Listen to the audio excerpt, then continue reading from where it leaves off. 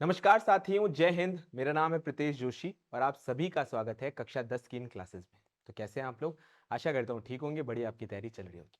आज हम चर्चा करने वाले हैं सामाजिक विज्ञान विषय के अध्याय नंबर 9 की तरफ, जिसका नाम है प्रेरक व्यक्तित्व। आज भाग 1 में हम ऐसे व्यक्तियों के बारे में चर्चा करेंगे जिनका ऐतिहासिक रूप से, सांस्कृतिक रूप से, सामाजिक रूप से बड़ा महत्वपूर्ण योगदान था। हमें पढ़ाई के तौर पर तो इनको याद करना ही है, साथ साथ में इनके जो योगदान थे, इन महानुभावों के जो योगदान थे, उसके लिए भी पूर्णतः इनको याद किया जाएगा। चलिए, तो हम चर्चा करते हैं प्रेरक व्यक्तित्वों के बारे में। सबसे पहले हम चर्चा करेंगे महर्षि परशुराम की, फिर हम चर्चा करेंगे बप्पा रावल की, और उसके बाद हम देखेंगे पृथ्वीराज चौहान यानी पृथ्वीराज तृतीय के बारे में। उसके बाद हम चर्चा करेंगे राव मालदेव के बारे में, वीर दुर्गादास राठौड़ के बारे में, और साथ साथ में महाराज सूरजमल और भामाशाह के बारे में। इन प्रमुख व्यक्तित्व के बारे में चर्चा करते हैं और इसी कड़ी के अंदर हम चर्चा करेंगे सबसे पहले महर्षि परशुराम के बारे में। महर्षि परशुराम जो थे वो त्रेता युग के एक बड़े महत्वपूर्ण ऋषि थे और बड़े शिव भक्त थे। उन्हें एक बड़े गौ भक्त के तौर पर भी जाना जाता था। तो चलिए चर्चा करते हैं महर्षि परशुराम के बारे में। महर्षि परशुराम त्रेता युग के ऋषि थे। उनका जन्म जो है वो भृगु वंश में हुआ था। उनके पिता का नाम जनदग्नि और उनकी माता का नाम रेणुका था। उनके पिता का नाम जनदग्नि और उनकी माता का नाम रेणुका था। महर्षि जनदग्नि द्वारा आयोजित पुत्र यष्टि यज्ञ से प्रसन्न होकर देवराज इंद्र के वरदान से फलस्वरूप रेणुका के गर्भ में वैशाख शुक्ल तृतीया, जिसे अक्षय तृतीया जाना जाता है, उसको उनका जन्म हुआ। अब ये वैशाख शुक्ल तृतीया आपने नाम सुना होगा, अक्षय तृतीया, जिसे आम भाषा में हम कहते हैं आखा तीज। ये आखा तीज बड़ा महत्वपूर्ण दिन होता है क्योंकि हमें देखने को मिलता है इस दिन अबूझ सावा होता है। क्या होता है सब? अबूझ, युगों का मिलना, साथ साथ में अबूझ सावा। तो हमें देखने को मिलता है आखा तीज। वे अपने माता पिता की पांचवी संतान थे। उन्होंने भगवान विष्णु के छठे अवतार आवेशवातार के रूप में जो है वो पूर्णतः जन्म लिया। जन्म के पश्चात उनके पितामह ने नामकरण संस्कार में उनका नाम रामभद्र रख दिया। जनदग्नि का पुत्र होने के कारण उन्हें जामदाग्नेय व भृगु वंश में जन्म लेने के कारण उनको भार्गव नाम से जाना जाता है। किस नाम से जाना जाता है भैया? भार्गव नाम से जाना जाता है। महर्षि रचिक ने उन्हें अपना सारंग नामक दिव्य धनुष तथा महर्षि कश्यप ने उन्हें वैष्णवी मंत्र प्रदान किया। वे परम शिव भक्त थे। उन्होंने कैलाश पर्वत पर कठोर तपस्या करी तथा भगवान शिव को प्रसन्न कर उनसे विद्यदमी नामक एक परशु प्राप्त किया। और यह विद्यदमी नामक जब परशु प्राप्त होता है तो जो रामभद्र था, जो रामभद्र थे, वो क्या बन जाते हैं? तो हमें ध्यान रखना है साहब, वे परशुराम बन जाते हैं। क्या बन जाते हैं? परशुराम बन जाते हैं। आगे चर्चा करते हैं। परशुराम नारी जाति के सम्मान के लिए कटिबद्ध थे। उन्होंने ऋषि अत्रि की पत्नी अनुसुईया और अगस्त्या की पत्नी लोप मुद्रा के साथ नारी जागृति हेतु प्रयास किए थे। उन्होंने नारी जागृति के हेतु प्रयास किए थे। साथ साथ में हमें यह भी देखने को मिलता है कि परशुराम महाभारत काल में गंगा पुत्र भीष्म ने जब काशीराज की पुत्री अंबा का अपहरण कर लिया था, तो हमें देखने को मिलता है कि महिला के सम्मान की रक्षा के लिए परशुराम आए और उन्होंने भीष्म से पूर्णतः युद्ध किया। वे परशुराम जो थे वो एक परम गौ भक्त भी थे। ये भी आपको ध्यान रखने वाली बात है। परशुराम दानवीर भी थे और उन्होंने है वंश के राजाओं के परास्त कर उन्होंने अश्वमेघ यज्ञ किया और अश्वमेघ यज्ञ करके जो है वो संपूर्ण भूमि ऋषि कश्यप को दान कर दी। अश्वमेध यज्ञ में क्या होता है कि साहब, जो राजा होते हैं वो अपना घोड़ा छोड़ देते हैं। जहां जहां तक भी घोड़ा जाता है, अगर किसी ने उसको नहीं रोका, वो सारी की सारी भूमि पर आधिपत्य उस राजा का हो जाता है। अगर रोकेगा तो राजा फिर उस राजा से युद्ध करने जाएगा। तो अश्वमेध यज्ञ हमने रामायण के तौर पर भी देखा था और परशुराम ने किया और हमें देखने को मिलता है कि संपूर्ण भूमि को महर्षि कश्यप को दान कर दिया। क्लियर है यहां तक बात? क्वेश्चन कैसे बन सकता है कि साहब महर्षि परशुराम के परिचय के बारे में एक लेख लिखें, तो एक 5 6 7 8 पॉइंट अपन यहां पर लिखेंगे तो अच्छे नंबर यहां पर मिलेंगे। अब मैं चर्चा करने वाला हूं बप्पा रावल के बारे में। बप्पा रावल एक ऐसे व्यक्ति जिन्होंने हरित ऋषि के आशीर्वाद से सबसे पहले चित्तौड़ के राजाओं को हराया। साथ साथ में हम देखते हैं कि अगर कोई ऐसा व्यक्ति है जिसने अरब आक्रांताओं को पूर्णतः नष्ट करने की कोशिश करी और उनके क्षेत्र में जाकर अपना आधिपत्य स्थापित किया, तो वो है भैया बप्पा रावल। तो चलिए चर्चा करते हैं बप्पा रावल के बारे में। मेवाड़ के इतिहास में बप्पा रावल जो है एक महत्वपूर्ण स्थान रखते हैं। हरित ऋषि की मृत्यु के बाद बप्पा रावल ने अपने संसाधन जुटाकर सेना एकत्रित की और चित्तौड़ पर पूर्णतः आक्रमण किया। उस समय पर हमें देखने को मिलता है कि मौर्य राजाओं का चित्तौड़ के ऊपर शासन था। हम देखते हैं कि बप्पा रावल ने अपनी रणनीति के अंतर्गत सिंध के शासक दाहिर, जैसलमेर के शासक देवराज भाटी, प्रतिहार शासक नागभट्ट और अजमेर के शासक अजय राज तथा हाड़ौती के धवल के साथ मिलकर एक संयुक्त सेना का निर्माण किया। अरबों के साथ संघर्ष किया और मोहम्मद बिन कासिम को पूर्णतः यहां पर परास्त कर सिंध को मुक्त कराया। यानी सिंध जो मोहम्मद बिन कासिम के पास आधिपत्य उसका आ गया था, उसको पूर्णतः मुक्त कराए। तो सोचो भैया, एक मेवाड़ की धरती से सिंध तक अपने आधिपत्य को स्थापित करने वाले बप्पा रावल। इस संयुक्त सेना ने ईरान, इराक और खुरासन आदि पर विजय किया। जिन लोगों को बलपूर्वक इस्लाम ग्रहण करवा दिया था, उनको वापस हिंदू धर्म में लाए। और खुरासन में बप्पा रावल ने कई विवाह भी किए। खुरासन में बप्पा रावल ने कई विवाह भी किए। इतिहास में अगर मैं कहूं कि अरब आक्रांताओं को पूर्णतः हराने वाला, उनको नष्ट करने वाला अगर कोई व्यक्ति था, तो वो थे साहब बप्पा रावल। इतिहास में प्रथम बार अरब आक्रांताओं को इतने शक्तिशाली प्रतिरोध का सामना करना पड़ा, जिसके प्रणेता बप्पा रावल थे। जिसके प्रणेता जो थे वो पूर्णतः बप्पा रावल थे। बप्पा रावल के बाद अब हम चर्चा करने वाले हैं पृथ्वीराज चौहान के बारे में। हाँ जी, मैं बात करने वाला हूं चौहान वंश के शासक पृथ्वीराज चौहान या पृथ्वीराज तृतीय के बारे में। तो चलिए हम पृथ्वीराज चौहान की तरफ चलने से पहले कुछ लाइनों को याद करते हैं। वो लाइनें लिखी थी इनके दरबारी कवि चंद्रबरदई ने। 4 बांस 24 गज अंगल उष्ट प्रमाण, ता ऊपर सुल्तान है मत चूके चौहान। तो हम याद करने वाले हैं पृथ्वीराज चौहान। सबसे पहले शुरू करते हैं इनके परिचय के बारे में। अगर मैं पृथ्वीराज चौहान के जीवन परिचय की बात करूं, तो हमें यहां पर याद रखना है इनके पिता का नाम। पिता का नाम जो कि था सोमेश्वर। सोमेश्वर। अगर मैं माता का नाम याद रखूं, तो माता का नाम हमें याद रखना है कर्पूरी देवी। अगर मैं इनके दरबारी कवि का नाम रखूं, दरबारी कवि का नाम अगर याद रखूं, तो मुझे याद रखना है चंद्रबरदई। ये चंद्रबरदई वही हैं जिन्होंने कौन सी किताब लिखी थी? जिन्होंने लिखा था पृथ्वीराज रासो। पृथ्वीराज रासो। अब पृथ्वीराज चौहान का नाम सांस्कृतिक तौर पर, सामाजिक तौर पर तो बड़ा इंपॉर्टेंट है, लेकिन जो सबसे ज्यादा इंपॉर्टेंट है वो इनकी युद्ध नीति और इनकी राजनीति के लिए। तो शुरुआत करते हैं पृथ्वीराज चौहान की राजनीति के अंदर उनकी दिग्विजय नीति के बारे में। दिग्विजय नीति के पहले चरण थे, और इस प्रथम चरण के अंतर्गत आसपास का जो क्षेत्र था, जो पड़ोसी राज्य थे, उनको सुरक्षित करना बड़ा जरूरी था। प्रथम चरण में उन्होंने अपने स्वजनों और साथ साथ में पड़ोसियों के विरोध को समाप्त करने का प्रयास किया, जिसके अंतर्गत उन्होंने अपने चचेरे भाई नागार्जुन तथा सीमांत भंडारनको को पूर्णतः यहां पर पराजित किया। अगर मैं दूसरे चरण की बात करता हूं, तो दूसरे चरण के अंतर्गत उन्होंने अपने पड़ोसी शासकों को पूर्णतः पराजित किया। इसके अंतर्गत महोबा के चंदेल तथा पश्चात चालुक्यों तथा कन्नौज के गढ़ वालों के साथ पूर्णतः यहां पर संघर्ष किया। आसपास के क्षेत्र के अंदर दूसरे के अंदर संघर्ष किया। तीसरे चरण की अगर मैं बात करता हूं, तो उसने तुर्कों का संघर्ष किया। अब स्थिति के अंदर क्या आ जाएंगे कि अभी तक हमें देखने को मिल रहा था कि पूरे की पूरे पृथ्वीराज चौहान और उनके जो प्रतिद्वंदी थे, वो सारे के सारे भारतीय थे। लेकिन अब स्थिति तीसरे चरण के अंदर स्थिति आने वाली थी विदेशी आक्रमण की। तो हम चर्चा करेंगे सब तुर्की आक्रमण की। 1773 के अंदर गियासुद्दीन गौरी ने अपने छोटे भाई शाहबुद्दीन गौरी को गजनी का गवर्नर नियुक्त किया। शाहबुद्दीन गौरी को गजनी का गवर्नर नियुक्त किया। शाहबुद्दीन जो था वो एक महत्वाकांक्षी और साथ साथ में साम्राज्य विस्तार की महत्वाकांक्षा से उसने 1178 में गुजरात के शासक भीमदेव द्वितीय के ऊपर आक्रमण किया। गुजरात के शासक भीमदेव द्वितीय ने गौरी का डटकर मुकाबला किया तथा गौरी को बुरी तरह परास्त किया। यानी गुजरात के शासक भीमदेव द्वितीय ने इतनी बुरी तरीके से गौरी को परास्त किया कि उसने आगे आने की सोची भी नहीं। लेकिन स्थिति के अंदर एक परिवर्तन आया, और क्या? पराजित गौरी ने सीमांत प्रदेशों जैसे कि सियालकोट और लाहौर पर अधिकार कर अपनी स्थिति को सुदृढ़ किया। उसको ये बात समझ में आ गई थी कि अगर मैं आसपास के क्षेत्रों को, अपनी जो सीमाएं हैं उनको सुरक्षित कर लूंगा, तो मैं अब वापस से भारत के ऊपर आक्रमण कर सकूंगा। तुर्कों की इस विजय से उनके साम्राज्य की सीमाएं पृथ्वीराज के विस्तृत साम्राज्य से टकराने लगी। अब स्थिति के अंदर क्या हुआ कि अगर हम ये भारत की सीमाएं देख रहे हैं, तो हम देखेंगे क्या कि अब पूरी तरीके से तुर्क जो है इस तरफ आक्रमण करके अब भारत की सीमाओं से, या मैं कहूंगा सब उस समय के पृथ्वीराज चौहान के पूरे के पूरे क्षेत्र की सीमाओं से टकराने लगी। यानी अब सुगबुगाहट थी एक बहुत बड़े युद्ध की। फलस्वरूप चौहानों और तुर्कों में हजार संघर्ष अवश्यम भावी था।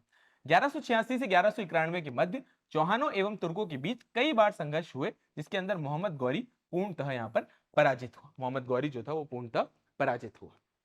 अब स्थिति हमें देखने को मिलती है कि तराइन का युद्ध जो है वो पूर्णतः इतिहास के अंदर पृथ्वीराज, ऐतिहासिक तौर पर देखिए तो कहा जाता है पृथ्वीराज चौहान ने मोहम्मद गौरी को 17 बार हराया। जिसके बाद हम देखते हैं कि पृथ्वीराज चौहान, ऐतिहासिक तौर पर ऐसा कहा जाता है कि उन्होंने मोहम्मद गौरी को 17 बार हराया। और 1192 के अंदर जो तराइन का युद्ध होता है उसके अंतर्गत छल का इस्तेमाल करते हुए गौरी ने पृथ्वीराज चौहान की सेना को हराया। अब छल का इस्तेमाल किया, इस वजह से पृथ्वीराज चौहान हार गए और स्थिति जो है वो भारत की दयनीय हो गई। और इसके बाद ही हम स्थिति ये देखते हैं कि अब बाहरी आक्रांता जो है भारत के अंदर आ जाएंगे और फिर दिल्ली सल्तनत के अंदर गुलाम वंश की स्थापना करी जाएगी। बाद में चंद्रबरदई की जो वाक्य है उसके अनुसार तो हम देखते हैं कि पृथ्वीराज चौहान ने मोहम्मद गौरी को भी पूर्णतः मारा। कैसे? शब्द बेदी बाण और मेरी उन लाइनों से, मेरी लाइन क्या कहूंगा मैं, तो चंद्रबरदई की लाइनें कहूंगा जिसके बारे में हमने शुरुआत में चर्चा करी थी। अब हम आगे बढ़ते हैं और बात करते हैं महाराणा सांगा के बारे में।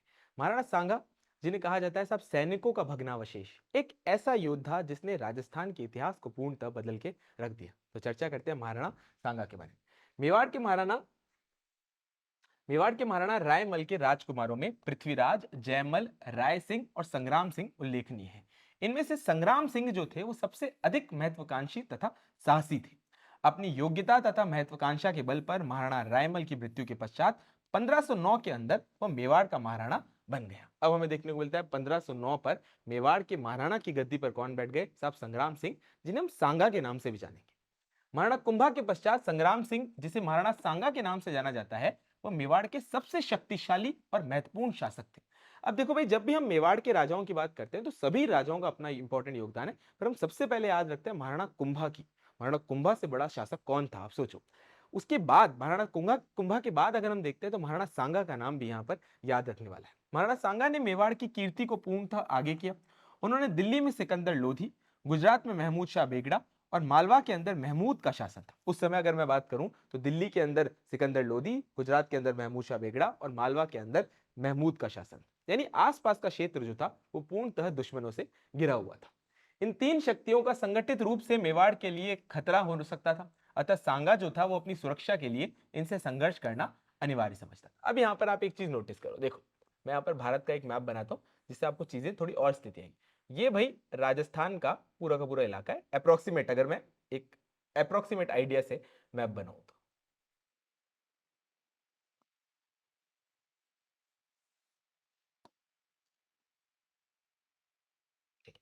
अब देखो राजस्थान का ये वाला इलाका है, गुजरात के अंदर भी दुश्मन, दिल्ली के अंदर भी दुश्मन, पूरे के पूरे आसपास ये मालवा वाले क्षेत्र के अंदर भी दुश्मन, यानी तीनों तरफ से अब जो है मेवाड़ को पूर्णतः खतरा होने की आशंका थी। इस उद्देश्य की प्राप्ति के लिए राणा ने राजपूत शक्ति को संगठित कर 1520 में गुजरात के शासक को पूर्णतः यहां पर पराजित किया। 1520 के अंदर गुजरात के शासक को पूर्णतः पराजित किया। मालवा के सुल्तान महमूद खिलजी को भी राणा सांगा ने पराजित किया और साथ साथ में कैद कर अपने साथ ले आया। राणा ने दिल्ली के आसपास के क्षेत्रों को जीतकर अपने साम्राज्य में मिला लिया और पूर्णतः इसकी शुरुआत कर दी, यानी दिल्ली के आसपास के क्षेत्र महाराणा के कब्जे में आ चुके थे। यानी अब पृथ्वीराज चौहान के बाद एक बार और ऐसा सुनहरा मौका आने वाला था जिसमें पूरे के पूरे भारत के ऊपर मेवाड़ वंश का शासन जा सकता था। दिल्ली का तत्कालीन सुल्तान इब्राहिम लोदी इससे नाराज हुआ और एक विशाल सेना के साथ मेवाड़ पर इसने चढ़ाई कर दी। 1517 में इन दोनों के मध्य खातोली का युद्ध हुआ जिसमें इब्राहिम लोदी की पूर्णतः पराजय हुई। आप एक बार इस चीज को इमेजिन करो कि साहब दिल्ली के सुल्तान को हराना, इब्राहिम लोदी को हराना, 1517 की इस खाटोली युद्ध को कोई भी नहीं भूल सकता, किस प्रकार उन्होंने इब्राहिम लोदी को हराया। पराजित सुल्तान ने पुनः सेना संगठित कर विरुद्ध अभियान किया, परंतु बाड़ी धौलपुर के युद्ध में भी राणा सांगा इब्राहिम लोदी की सेना को परास्त कर देते हैं। 1526 के अंदर पानीपत के युद्ध में बाबर ने दिल्ली से इब्राहिम लोदी की अफगान सत्ता को समाप्त कर मुगल साम्राज्य की स्थापना करी। और बाद में हम स्थिति क्या देखते हैं कि अब 1526 में जब पानीपत का युद्ध आता है तो वापस से एक मंगोल जो कि बाबर था वो पूरी तरीके से भारत की सत्ता के ऊपर काबिज होने वाला था। यानी विदेशी आक्रांताओं की अगर मैं बारे में बात करूं तो पहले दिल्ली सल्तनत, उसके अंदर अलग अलग वंश आए और उसके बाद अब एक बाबर द्वारा मुगल वंश की स्थापना यहां पर पूर्णतः की जाने वाली थी। बाबर के द्वारा नव स्थापित मुगल साम्राज्य के लिए राणा सांगा ही एकमात्र चुनौती था। क्यों? क्योंकि राणा सांगा के अलावा उस समय पर बाबर का कोई भी विरोध नहीं कर सकता था, क्योंकि महाराणा सांगा ने गुजरात को हरा दिया था, मालवा को हरा दिया था, दिल्ली के आसपास के इलाके जीत लिए थे। इस वजह से हमें देखने को मिलता है कि बाबर जो था वो महाराणा सांगा को इस तरीके से समझ रहा था कि सब एकमात्र ऐसी चुनौती है और वो है महाराणा सांगा। महाराणा सांगा ही एकमात्र ऐसे शासक थे जो दिल्ली के ऊपर अधिकार कर सकते थे, जिस फलस्वरूप हमें देखने को मिलता है कि 1527 में पुनः सेना संगठित कर बाबर ने सेना संगठित करी और खानवा के मैदान में आके पूर्णतः डट गया।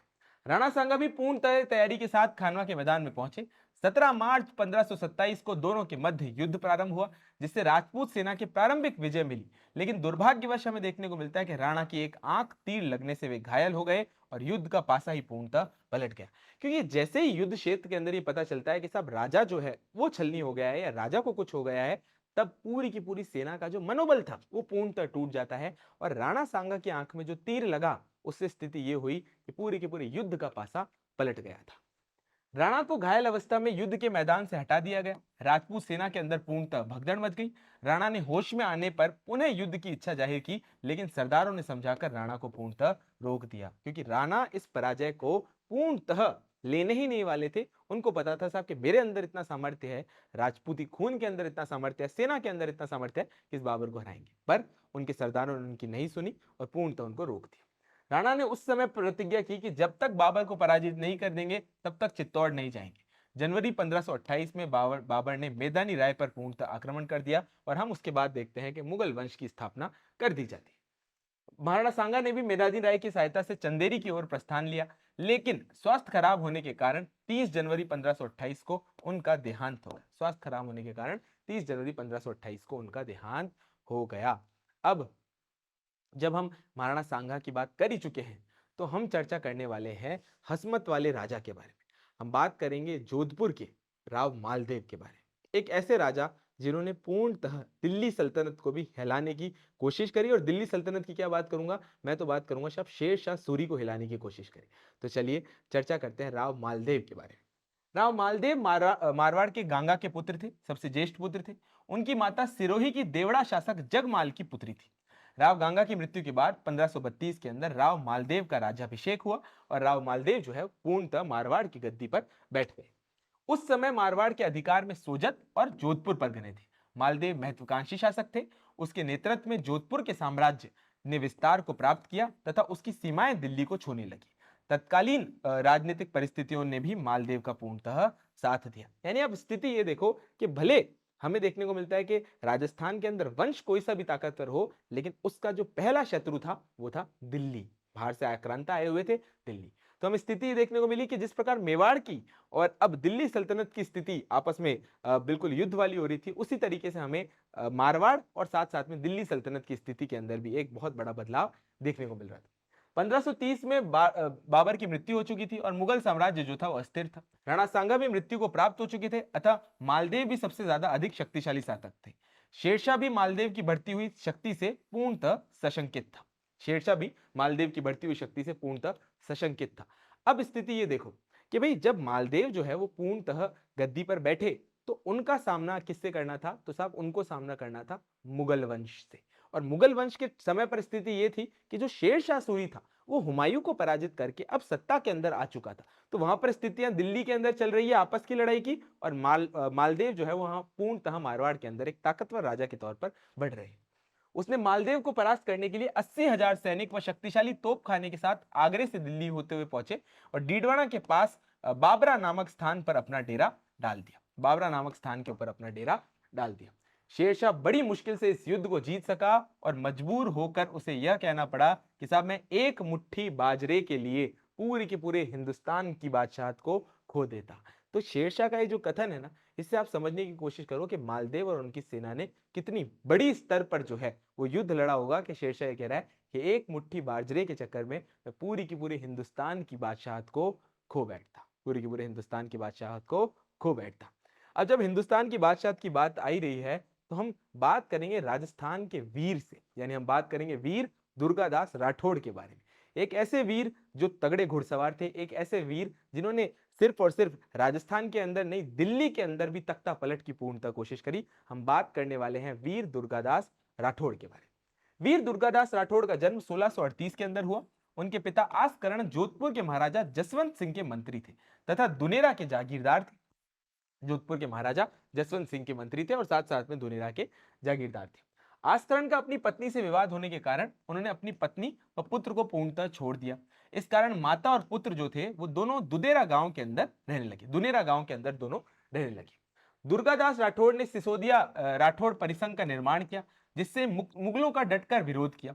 1707 के अंदर औरंगजेब की मृत्यु के बाद दुर्गादास के नेतृत्व में मारवाड़ पर राठौड़ों का अधिकार जो है वो पूर्णतः हो गया। और इस प्रकार 1707 में हमें देखने को मिलता है कि औरंगजेब की मृत्यु के बाद और इस प्रकार हमें देखने को मिलता है कि दुर्गादास राठौड़ के प्रयासों से मारवाड़ के ऊपर राठौड़ों का कब्जा हो जाता है। आगे हम चर्चा करेंगे और बात करेंगे शहजादा अकबर और इस प्रकार दुर्गादास राठौड़ के प्रयासों से मारवाड़ पर राठौड़ों का कब्जा हो जाता है। आगे हम चर्चा करेंगे और बात करेंगे शहजादा अकबर की।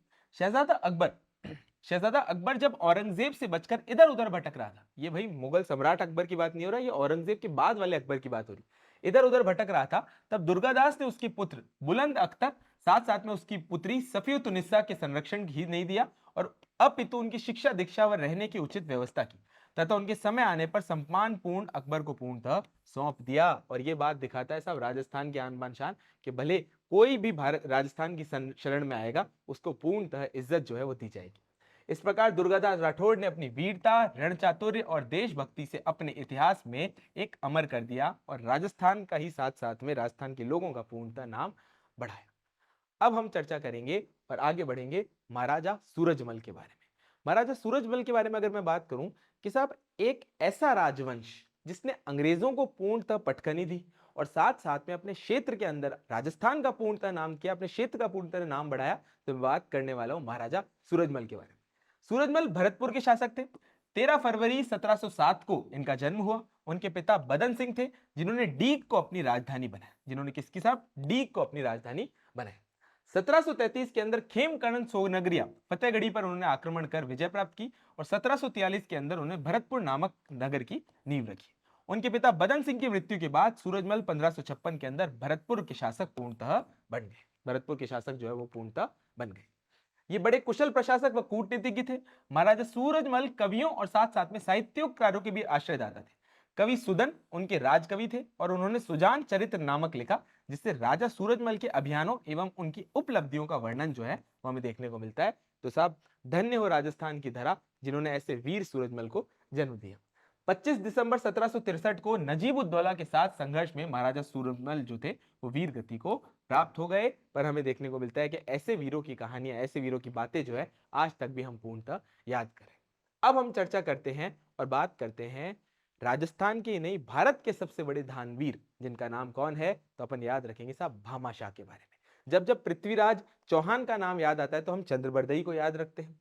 वैसे ही अगर हम इंपॉर्टेंट तौर पे राणा प्रताप की बात करते हैं तो हम भामाशाह को भी याद करेंगे। भामाशाह का कितना इंपॉर्टेंट योगदान था, चलिए चर्चा करते हैं। भामाशाह चित्तौड़ के महान दानवीर थे तथा मेवाड़ के वीर शिरोमणि राणा प्रताप के सखा तथा विश्वास प्राप्त सलाहकार थे। भामाशाह का जन्म जो है वो 29 अप्रैल 1547 को मेवाड़ के एक जैन परिवार के अंदर हुआ। मेवाड़ के एक जैन परिवार में हुआ। उनके पिता का नाम भारमल तथा महाराणा संग्राम सिंह और उदय सिंह के समय पर मेवाड़ में अपनी उन्होंने सेवाएं दी, यानी पिता भी जो थे वो पूर्णतः मेवाड़ की सेवाओं के अंदर लगे हुए थे। महाराणा प्रताप मेवाड़ के लिए मुगलों से संघर्ष कर रहे थे तथा निरंतर संघर्ष करते रहने से मेवाड़ का राजकोष जो है वो था वो पूर्णतः रिक्त हो गया। क्योंकि महाराणा प्रताप ने ये सोच रखा था कि साहब मातृभूमि जो है, ये जन्मभूमि जो है, इससे बढ़कर कुछ नहीं, चाहे किसी भी हद तक जाना पड़े तो जाएंगे। ऐसी स्थिति के अंदर हमें देखने को मिलता है कि मेवाड़ का राजकोष जो है वो पूर्णतः रिक्त हो गया। जब प्रताप मेवाड़ की अस्मिता की रक्षा के लिए जंगलों में भटक रहे थे उस दौरान उनके मित्र और नगर सेठ भामाशाह महाराणा प्रताप के सम्मुख उपस्थित हुए। उनके पास जितनी भी संपत्ति थी उसने उन्होंने महाराणा प्रताप को सौंपते हुए मेवाड़ की स्वतंत्रता की रक्षा करने के लिए आह्वान किया। तो सोचो भैया, अपनी संपत्ति दूसरे को देना और अपनी संपत्ति मातृभूमि के लिए देना कितना बड़ा काम था। लेकिन वो कौन कर सकता था? वो कर सकते थे साहब भामाशाह। उन्होंने कहा था कि साहब यदि मेवाड़ स्वतंत्र रहेगा तो वो और धन कमा लेंगे।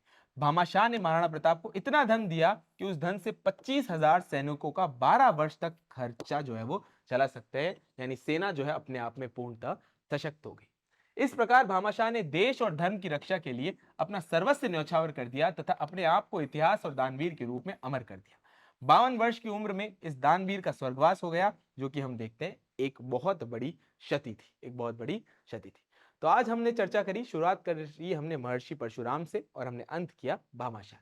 आगे बढ़ेंगे और बात करेंगे भाग 2 के बारे में, जिसमें हम कुछ और समाज सुधारकों के बारे में चर्चा करेंगे। तो आज की क्लास यही तक ही। आशा करता हूं आपको क्लास अच्छी लगी होगी। मिशन ज्ञान के परिवार के साथ बने रहें और इन क्लासेस को निरंतर शेयर कीजिए। अंत में एक ही बात, भारत है मेरी जान और मिशन है मेरा ज्ञान। जय हिंद, जय भारत और जय Rajasthan. Thank you so much.